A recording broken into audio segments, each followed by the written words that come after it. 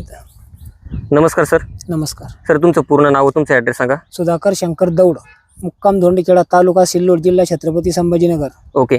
आज तारीख आहे 12 जुलै 2025. हो. तर 12 जुलै 2025 रोजी तर आता जो प्लॉट तुम्ही लावलेला आहे हा आहे F1 वैशाली या व्हरायटीचा, बरोबर. तर जी F1 वैशाली तुम्ही लावलेली 30 गुंठ्यामध्ये किती प्लांट लावलेले? 6000 प्लांट लावलेले, बरोबर. तर सर आतापर्यंत किती दिवस झाले पूर्ण प्लॉटला आपल्या?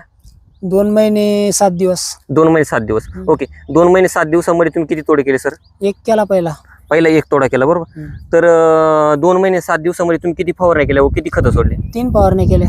3 फवारण्या फक्त? हो. ओके. आणि व्हायरसच्या बाबतीत कशी व्हरायटी वाटली तुम्हाला ही? व्हायरस रिकव्हरी, बरोबर. हो. आणि कम्पेअर टू आपली व्हरायटी बाकीच्या तुमच्या एरियामध्ये मोठ्या प्रमाणात मिरची लावली जाते, हो. तर सध्या आता किती % नी बाकीच्या व्हरायटीनं व्हायरस गेलेला आता सध्या? 70% आउट झालं.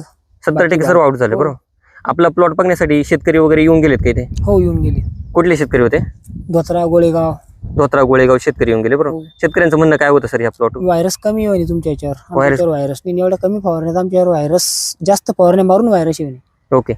तर सर तुम्ही मालाची क्वालिटी दाखवून द्या बरं शेतकऱ्यांना.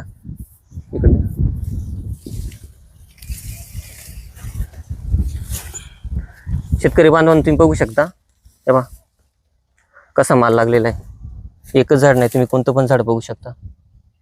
सर मिरचीची क्वालिटी कशी आहे? चांगली, एक्सपोर्टला चालणारी, काही प्रॉब्लेम नाही. एक्सपोर्टला चालणारी ना? हो. हे बघू शकता शेतकरी बांधवांनो, मिरचीची क्वालिटी. तुम्हाला प्लॉट पण दाखवून देतो. एकच नाही, तुम्ही कोणतं पण झाड बघू शकता. प्रत्येक पेऱ्यामध्ये मिरची याच्या